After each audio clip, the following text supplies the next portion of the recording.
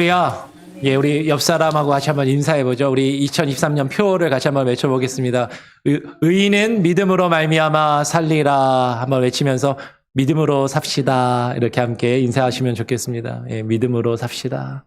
의인은 믿음으로 말미암아 살리라. 2023년 표고요. 여러분 기억하시면서 여러분 또 하나님의 말씀을 같이 함께 나누기를 원합니다.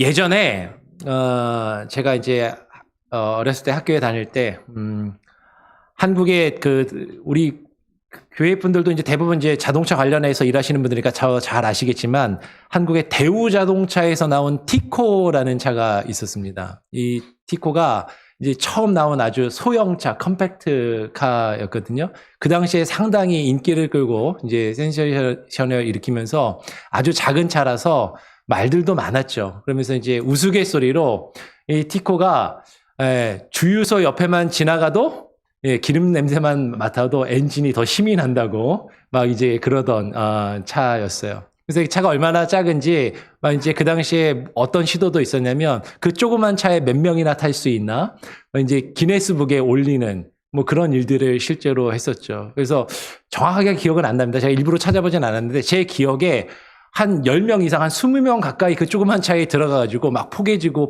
막 해갖고 들어갔다가 끄집어내는 그런 장면을 TV에서 시연하고 그랬던 기억이 납니다. 그러니까 되게 조그만 차인데 생각보다 많이 탑니다. 그 티코.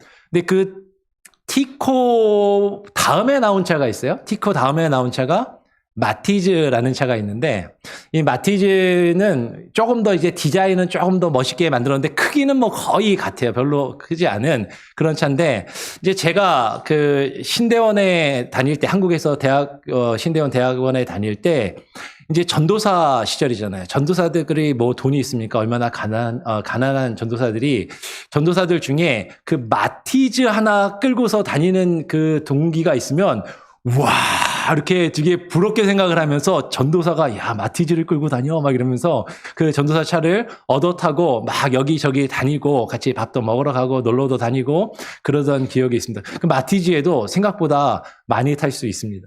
그래갖고 이제 지난번에 우리 아이들 그 코스타 수양회 갈 때 여기서 그 애틀란타 공항까지 한 2시간 걸리는데 애들 불편하다고 5인승 차에 5명 꽉 타면 힘들다고 4명만 타고 7인승 차에도 꽉 차면 힘들다고 5명, 6명만 타서 이렇게 가고 그랬는데 그 마티즈에 앞자리 두 자리는 어쩔 수 없고 뒤에 4좌석에 포개갖고 4명이 앉아갖고 6명이 마티즈를 타고 이제 막 이렇게 다니고 그런 거죠. 근데 어느 날 여름에 6명이 꽉 낑겨 타가지고 마티즈를 타고 가는데 여름에 에어컨이 고장이 난 거야. 그 성인들 6명이 그 조그만 차에 타가지고 낑겨갖고 얼마나 덥겠어요. 그 더우니까 창문 내리고 부채질을 막 하면서 이제 갑니다. 바람 들어오라고. 근데 그렇게 막 가고 있는데 갑자기 옆에 벤츠가 한 대 쫙 옆에 들어오는 거죠. 벤츠가 옆에 딱 들어오는 순간에 차 안에서 난리가 났습니다. 어떻게 했을까요? 이제 동기 중에 한 명이 외치는 거야. 야, 창문 올려! 창문을 왜 올릴까요? 에어컨 고장난 게 들키기 싫은 거예요. 에어컨 고장나갖고 이 부치질 하면서 그 차를 타는 게 싫어서 창문을 올려라라고 했던 그 때가 있었던 거죠. 여러분 남자들은 보통 좋은 차를 타고 다니는 것으로 자신의 부와 지위와 어떤 위치를 드러내며 자랑하는 경우들이 많이 있고 여자들은 명품 옷이나 백이나 액세서리를 들고 다니는 것으로 자신의 어떤 부와 어떤 지위를 자랑하는 경우가 많이 있습니다. 그렇죠? 근데 이제 남자들끼리도 내가 다른 사람보다 딱 모임에 갔는데 더 좋은 차를 타고 가면 어깨에 괜히 딱 힘주고 뭐 차 한번 이렇게 두들겨주고 막 이러는데 나보다 더 좋은 차를 타고 누가 딱 오면은 갑자기 차에서 멀찌감치 떨어져가지고 빨리 들어가자고 막 이렇게 이야기를 하고 여자들은 누가 나보다 더 좋은 핸드백을 딱 들고 오면 좀 전까지 막 핸드백 보라고 이렇게 꺼내놓고 자랑하다가도 그거를 쓱 치워서 안 보이게 하는 그런 모습이 있는 것이죠. 사람들에게 내가 가진 것, 외형적인 것을 보여주고 싶어 하고 남보다 내가 못 가지고 있고 내가 가지고 있는 것이 남과 비교했을 때 조금 작아 보이고 형편없어 보이면 우리는 왠지 그것을 보여주고 싶어 하지 않고 그것을 감추려 하고 우리는 그것을 조금 부끄러워서 숨기는 그런 모습들이 있더라라는 것이죠. 미국에 살면서 유색인종으로 소수민족으로 살면서 한국인이라는 것을 이민 초기에 사실은 자랑스럽게 여기지 못하고 부끄러워하던 시절들이 있었다라고 그렇게 이야기합니다. 제가 와서 이제 초기에 이민을 오셨던 분들을 보면 그래서 그 당시에는 내가 한국 사람이라는 것을 사람들에게 드러내서 이야기 잘 못하고 마치 중국 사람인 양, 일본 사람인 양 그렇게 살아가고 자녀들에게 한국말을 가르치지 않고 어떻게든 이 미국 사회에 빨리 적응해서 살라고 영어로만 이야기하게 하고 한국말을 가르치지 않던 그런 시절이 있었던 것이죠. 그리고 김치를 먹으면 냄새가 난다고 김치를 먹고 사람들이 모이는 장소에 가는 것이 싫어서 어떻게든 김치 냄새가 몸에 배이지 않게 하려고 김치를 안 먹거나 아니면 먹은 다음에는 어떻게 해서든 그 냄새를 지우려고 했던 그런 시절들이 있었던 것이죠. 근데 최근에는 한류가 유행을 하니까요. 이게 분위기가 싹 변했습니다.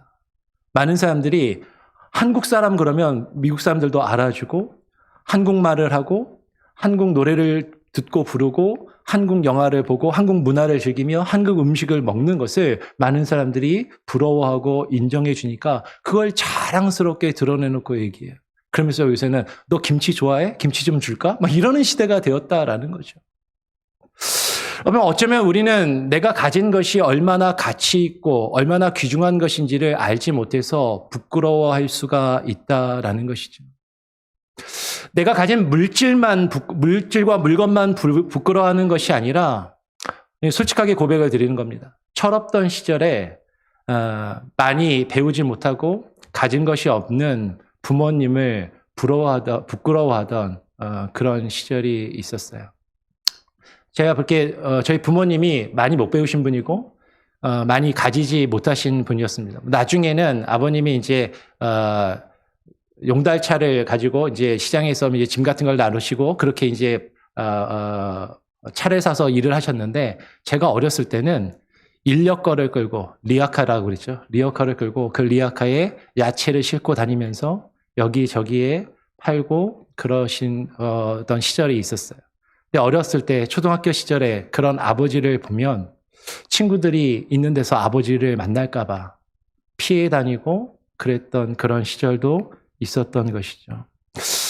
근데 조금 철이 들고 나서 그 아버지가 새벽마다 일찍 일어나셔서 가장 먼저 기도하시고 새벽 기도하시고 그리고 얼마나 부지런히 자식들을 키우기 위해서 애쓰고 힘썼는지를 알게 되었을 때는 그 아버지를 부끄러워하던 제가 너무 부끄러운 거죠.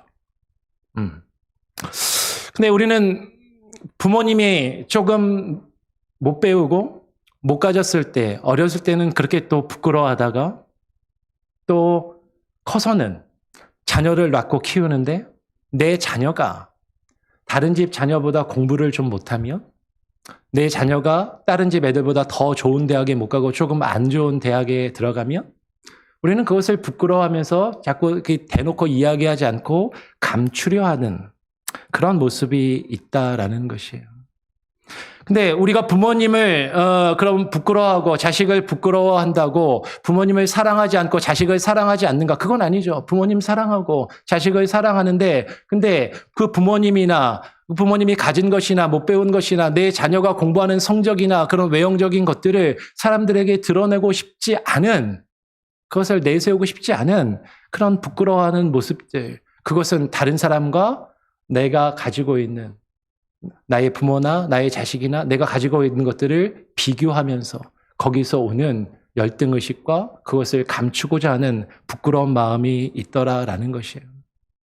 근데 우리가 부모님이 나를 얼마나 사랑하시고 얼마나 키우시기 위해서 열심히 애쓰셨는지를 안다면 그리고 하나님이 내게 주신 그 자녀가 건강하게 태어나서 건강하게 자라서 크게 문제를 일으키지 않고 바르게 자라고 있다라는 것만으로도 얼마나 감사하고 하나님이 내게 주신 귀한 자녀인지 소중한 자녀인지를 안다면 사실 우리는 그것을 부끄럽게 여겨서는 안 되는 것이죠. 오늘 사도 바울은 16절에서 이렇게 이야기를 합니다. 16절 말씀에서 사도 바울은 하나님의 능력이 되는 복음을 자신이 부끄러워하지 않는다라고 말합니다. 같이 한번 읽어볼까요? 시작. 내가 복음을 부끄러워하지 아니하노니 이 복음은 모든 믿는 자에게 구원을 주시는 하나님의 능력이 됨이라. 먼저는 유대인에게요, 그리고 헬라인에게로다. 여러분, 지금 바울은 복음을 부끄러워하지 않기 때문에 할 수 있는 대로 자신이 그 복음을 전하기를 원한다라고 그렇게 이야기를 하는 것이에요. 여러분, 복음을 부끄러워하십니까? 아니면 복음을 부끄러워하지 않고 그 복음을 드러내며 그 복음을 전하기를 기뻐하십니까? 복음을 전도하며 전하기 위해서는요, 우리는 복음을 부끄러워하면 절대로 전할 수가 없습니다. 복음이 얼마나 좋은 것인지, 얼마나 귀한 것인지를 우리는 그것을 깨닫고 확신해야 그것을 전할 수가 있다라는 것이에요. 우리가 어떤 좋은 물건을 사용해봤는데 그 물건이 좋으면 우리는 다른 사람한테 이야기하잖아. 야, 그거 한번 써봐. 괜찮더라. 어느 식당에 가서 맛있는 음식을 먹었으면 이야기합니다. 이쪽 지역에 이렇게 소문이 빠른지 어느 식당에 야, 요리사가 바뀐 것 같아. 요새 음식이 괜찮아졌더라. 거기 가서 점심 먹어봐. 막 그러면서 이야기를 하는 것이죠. 내가 먹어봤는데, 내가 경험해봤는데 괜찮은 거예요. 좋으면 너도 한번 써봐. 너도 한번 먹어봐. 내가 아플 때 이 약을 먹었는데 참 잘 듣더라.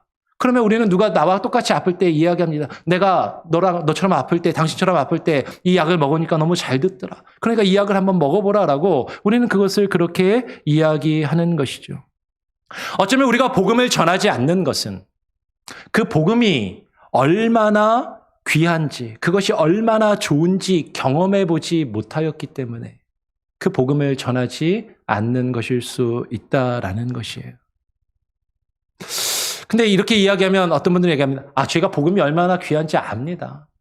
복음이 얼마나 좋은지 저는 알아요. 저도 그러니까 신앙생활을 하는 거죠. 그런데 이렇게 이야기합니다. 저는 복음이 부끄러워서 전도를 안 하는 게 아니라 교회가 부끄러워서 전도를 못 하겠습니다. 이렇게 이야기하는 사람도 있어요. 복음이 부끄러운 것이 아니라 지금 내가 다니는 교회가 문제가 너무 많아서, 내가 지금 다니는 교회가 사람들에게 드러내고 사람들을 이 교회로 데리고 올 만큼 그렇게 좀 내세울 것이 없어서 그래서 전도할 수 없다라고 이야기하는 것이죠. 지금 나도 교회를 다니면서 보기 싫은 사람, 꼴 보기 싫은 사람, 그런 사람이 있는데 꾹 참고 억지로 지금 버티면서 신앙생활하고 있는데 어떻게 전도를 하고 사람들을 교회로 이끌어올 수 있겠습니까? 라고 생각하는 것이죠. 교회에 사람들을 데리고 오려면 그래도 교회에 뭔가 좀 그럴듯한 시설도 있고 좀 어떤 프로그램도 있고 뭔가 좀 있어야 사람들을 교회로 데리고 올 텐데 뭐 내 보일 게 있어야 전도를 하고 데리고 올 것 아닙니까? 라고 그렇게 생각을 하는 것이에요. 맞습니다. 우리가 사실 교회로 누군가를 이끌어오고 전도를 하기 위해서는 우리 교회에 뭔가 좋은 점을 내가 알아야 그것을 이야기하고 데리고 올 수가 있어요.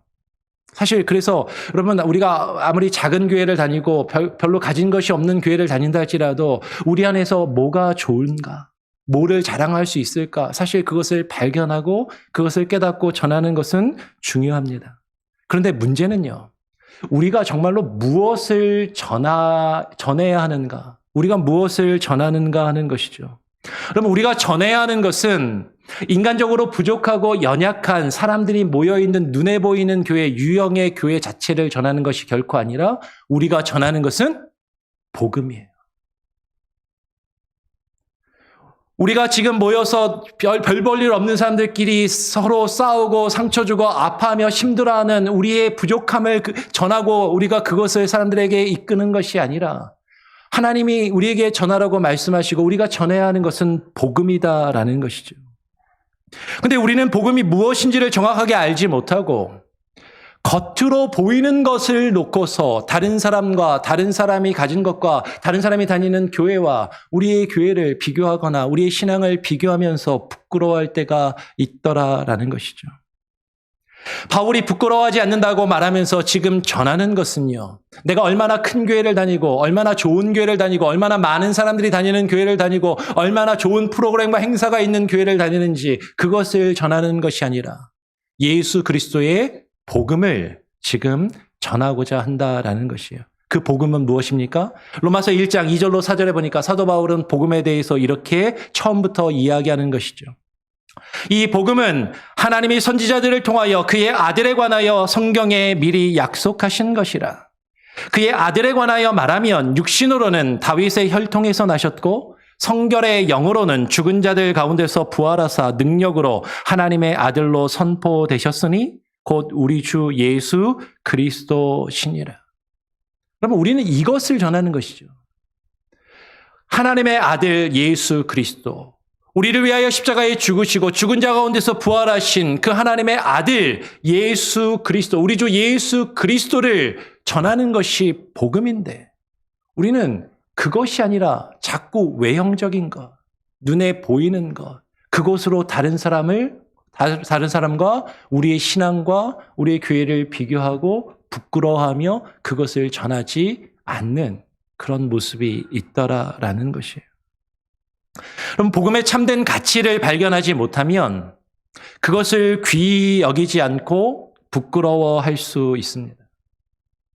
우리가 전하는 복음은 이 세상의 기준이나 이 세상의 가치로 판단한다면 사실 별로 내세울 것이 없어요.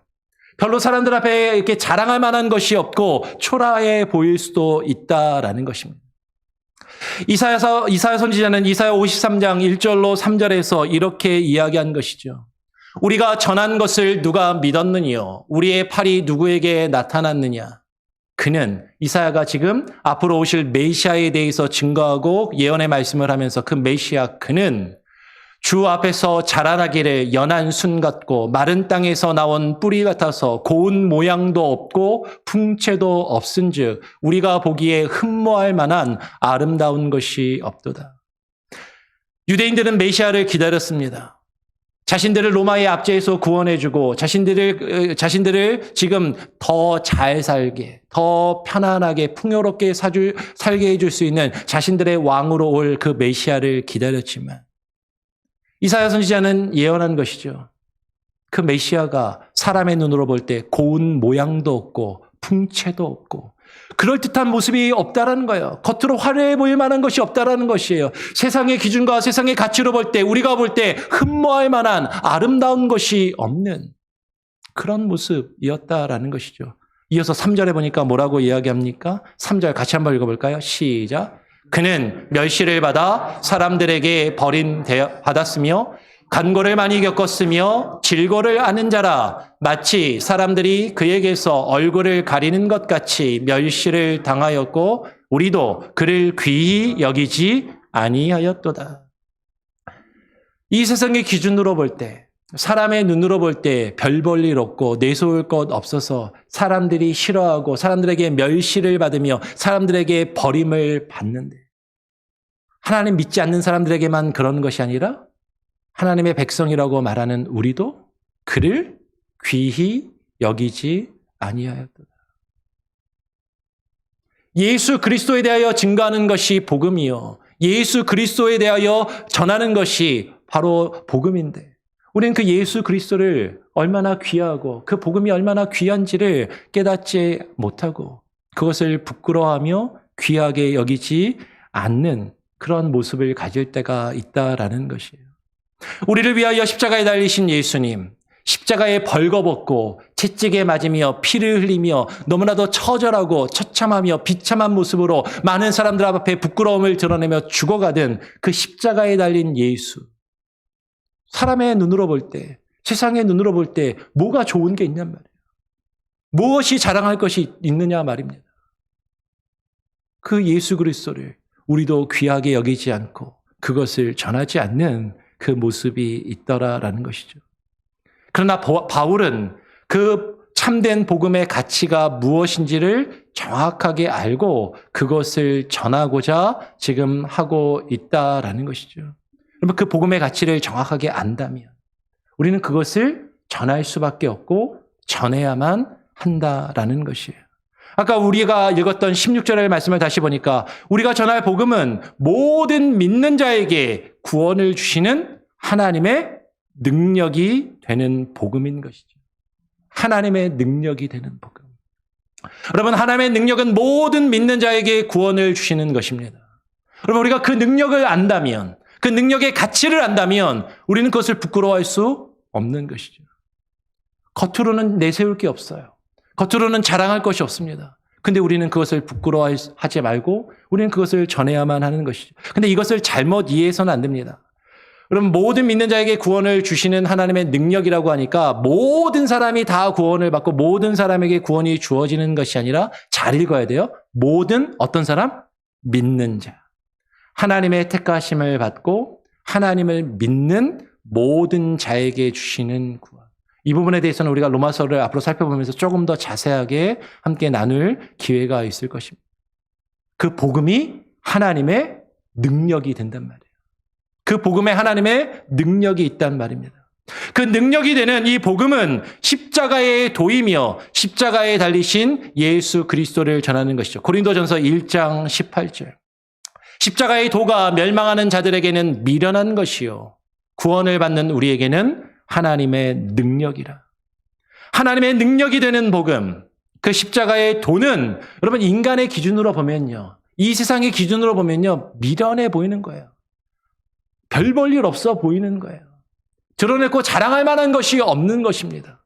그런데 구원을 받는 우리에게는 그것이 능력으로 나타나는 것이에요. 그 능력을 우리는 경험해야 된다라는 것이죠.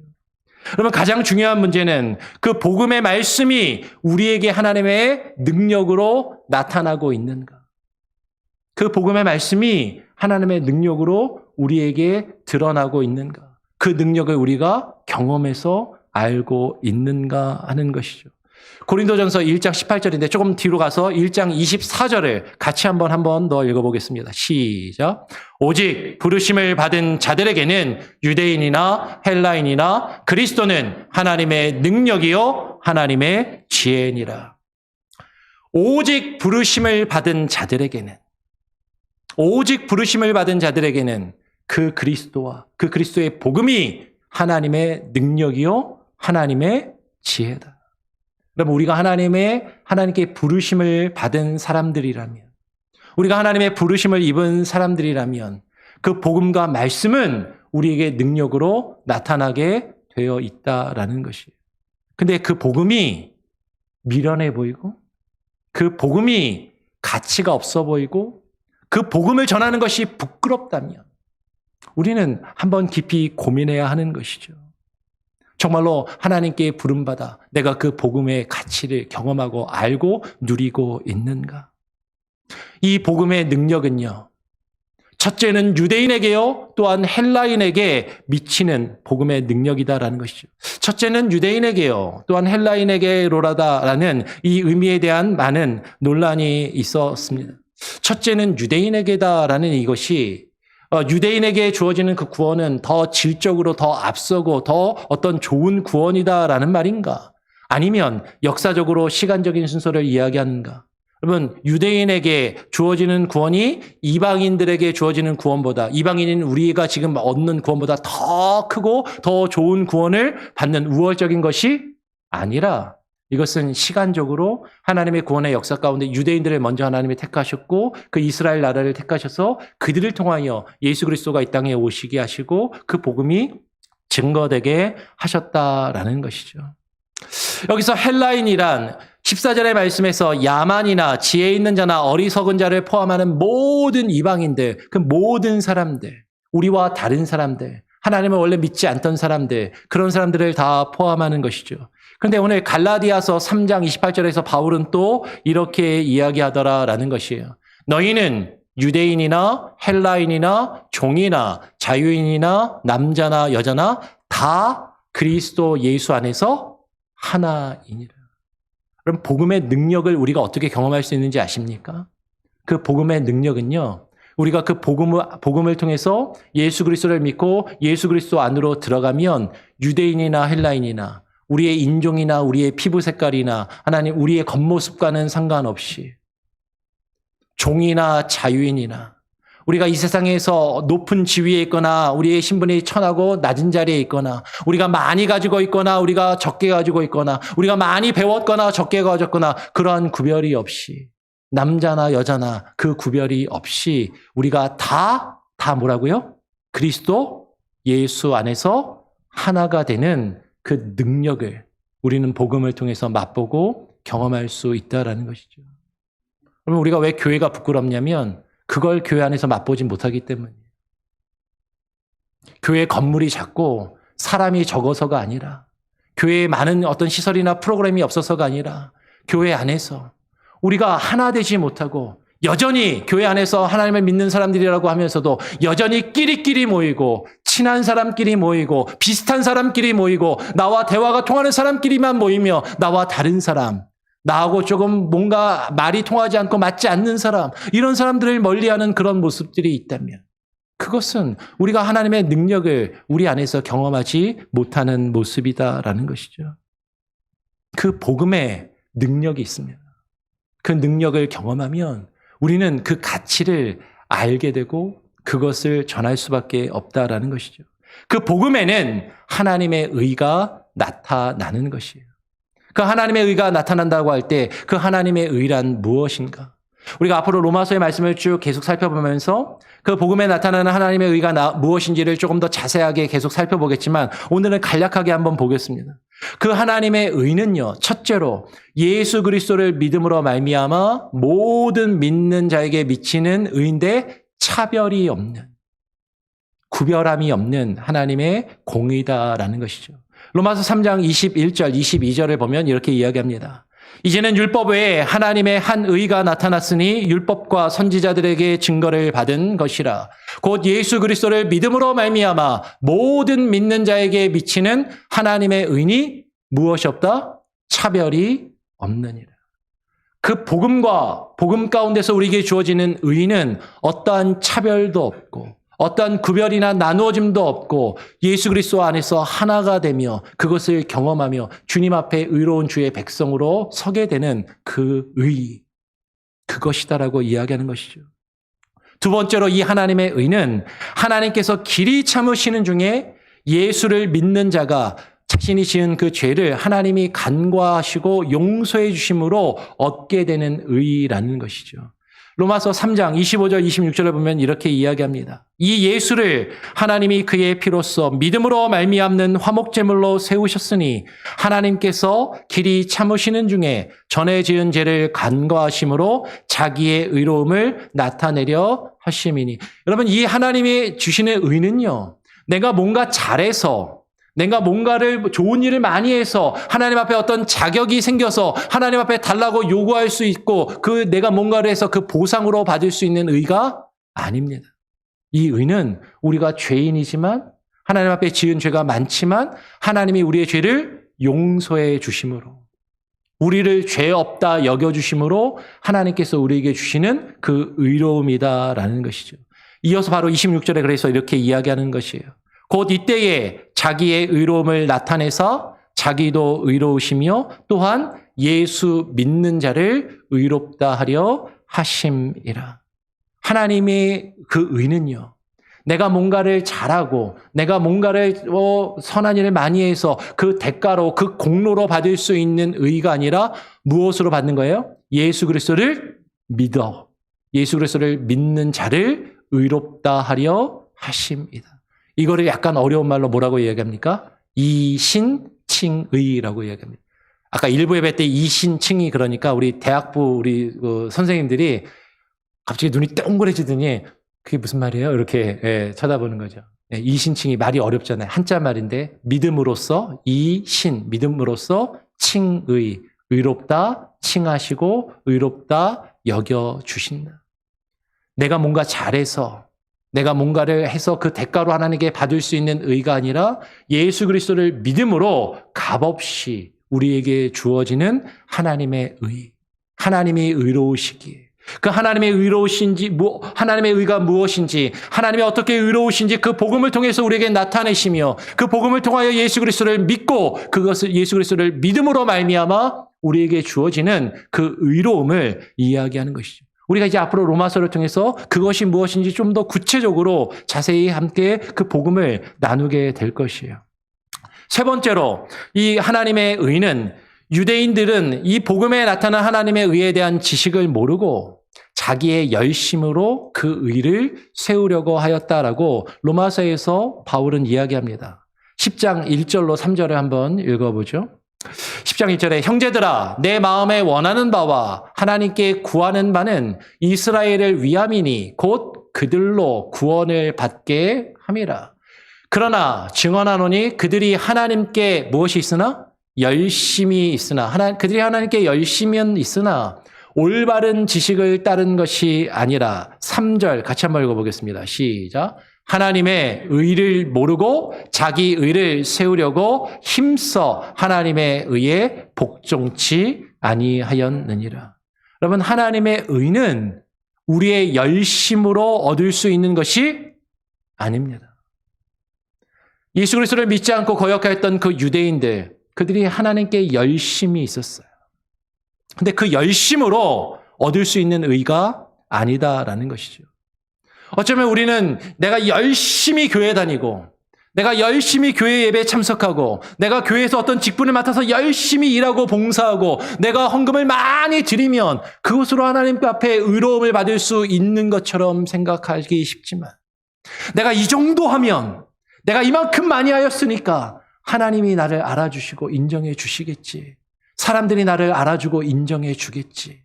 그것으로 자기의 의를 세우려고 하지만, 그러나 그 하나님께서 우리에게 주시는 그 의는 내가 열심히 뭔가를 한다고 해서 얻을 수 있는 그런 것이 아니다라는 것이죠. 예수 그리스도를 믿는 그 앞에 2절의 말씀을 다시 한번 보면 하나님께 열심히 있지만 뭐가 없어서? 올바른 지식을 따르지 아니하고 그 참된 복음이 무엇인지를 깨달아 알지 못하고 그냥 내 열심으로 내가 정성을 다해서 열심히 이렇게 하면 하나님이 인정해 주시겠지. 사람들이 나를 알아주겠지. 목사가 나를 알아주겠지.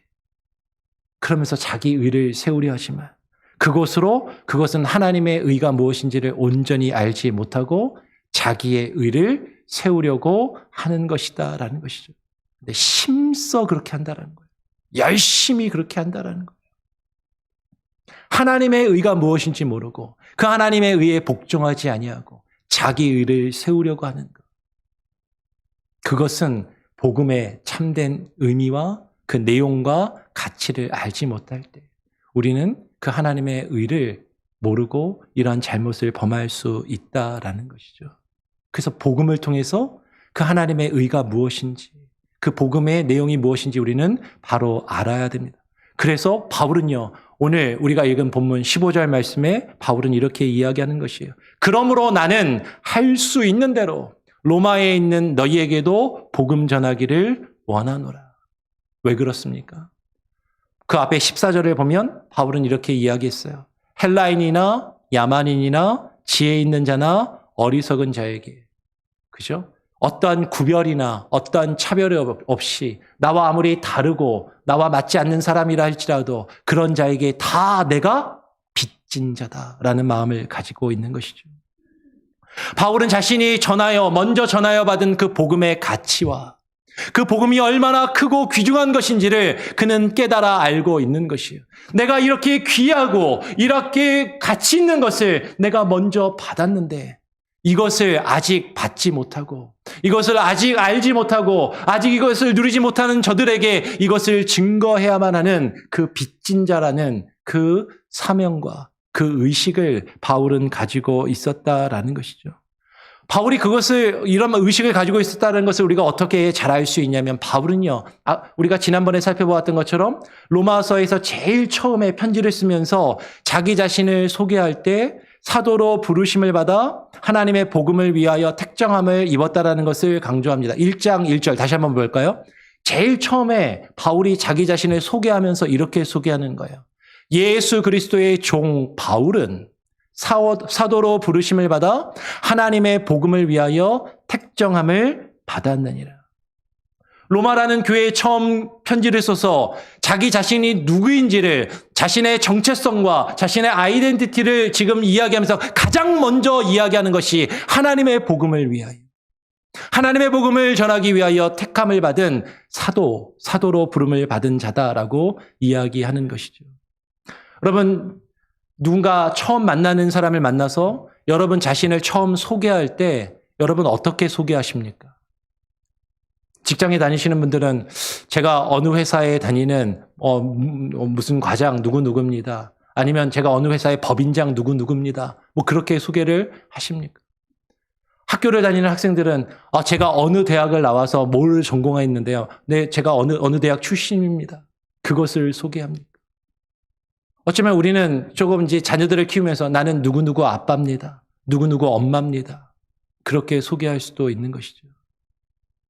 근데 사도 바울은 자기 자신을 소개하면서 자기 자신이 누구인지를 처음 드러낼 때 자신이 누구라고요? 하나님의 복음을 위하여 택함을 받은 사람이다.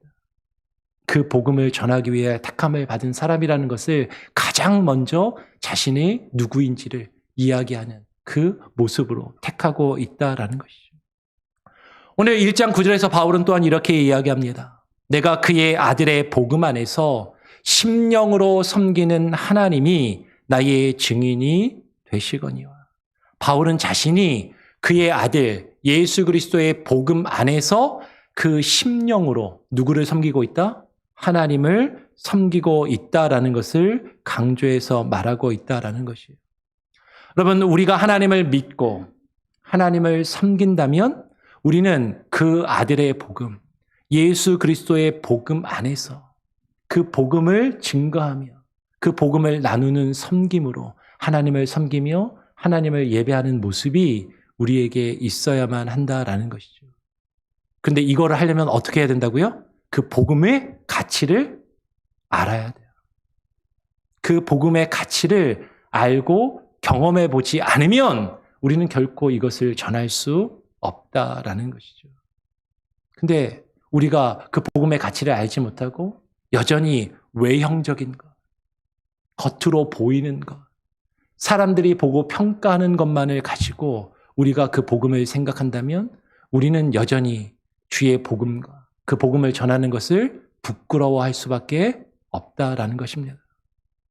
그 복음의 가치를 알고 그 복음의 가치를 경험하고 그것을 누려서 내가 경험해 보니까 그 너무나도 좋은 그것, 너무나도 귀한 그것을 다른 누군가에게 전하지 않고는 버틸 수 없는, 전해야만 할 수밖에 없는 그런 그 은혜, 그 복음의 능력을 여러분 경험하시고 체험하시고 누리시기를 간절히 소원하고 부탁드립니다. 그리고 그것이 하나님의 복음의 능력이에요. 그 복음의 능력은 경험한 사람만이 아는 것입니다.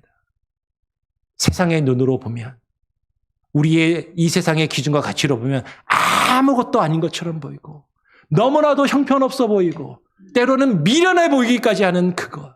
근데 그것이 우리를 살리고 우리를 구원하는 능력으로 우리에게 다가올 때, 우리가 그것을 경험하고 그것을 깨달아 알 때 우리는 그것을 부끄러워하지 않고 전할 수 있게 되는 것이죠. 그 복음을 증거할 수 있는 저와 여러분, 우리 교회가 될 수 있기를, 하나님의 복음의 능력을 선포하는 교회가 되기를 간절히 소원하고 축복합니다. 아멘. 기도하겠습니다. 하나님 아버지 감사합니다. 오늘 이 주일 아침에 모여 하나님 앞에 예배하며 하나님의 능력이 되는 복음을, 무엇인지 그 복음이 하나님의 능력이 된다라는 것을 하나님 우리가 듣고 배웠습니다. 근데 우리가 그 하나님의 능력을 경험하지 못하고 그 하나님의 능력을 깨달아 알지 못하여서 주의 복음을 부끄러워하고 있는 것은 아닌지, 눈에 보이는 외형적인 것들로 나 자신의 신앙과 나 자신의 믿음과 우리가 섬기는 교회를 다른 사람들과 세상의 것들과 다른 사람들이 섬기고 다니는 교회와 비교하며 부끄러워하고 있는 것은 아닌지, 하나님, 우리가 증거해야 할 것은 예수 그리스도의 복음임을 깨달아 알게 하시고 그 복음의 능력을 하나님 우리 안에서, 우리 교회 공동체 안에서 그 복음 안에서 우리가 하나 되어지는 그 능력을 경험함으로 하나님 그 은혜와 사랑을 많은 이들에게 증거하고 전하며 나눌 수 있는 귀한 은혜가 우리의 삶과 우리의 교회와 우리의 가정 가운데 충만히 나타나게 하여 주시옵소서.